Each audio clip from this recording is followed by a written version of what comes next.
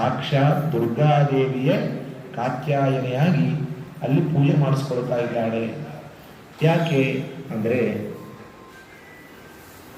ಪುಮಾಂಸಮಭ್ಯರ್ಥ ಇತುಂಸ ಲಜ್ಜಾ ಸಮಾಂತರಂಗ ವರವರಣಿ ನಿಶ್ಚ ಅಂತ.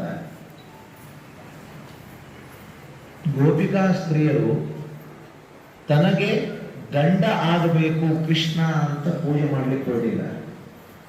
ಗಂಡಸರನ್ನ ಗಂಡು ದೇವತೆಯನ್ನ ಪೂಜೆ ಮಾಡಲಿಕ್ಕೆ ನಾಚಿಕೆ ಆಯ್ತು.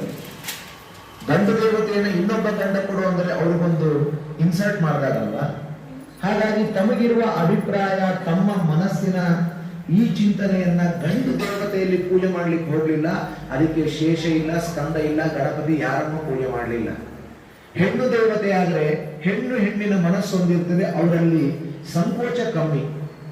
ಅಂದ್ರೆ ಪರಸ್ಪರ ಹೆಣ್ಣೆ ಒಂದು ಗುಂಪಿದ್ರೆ ಅಲ್ಲಿ ಸಂಕೋಚ ಇರಲ್ಲ. ಒಬ್ಬ ಗಂಡು ಮಗ ಇದ್ರೆ ಸಂಕೋಚ ಜಾಸ್ತಿ ಪಡ್ಕೊಳ್ತಾರೆ.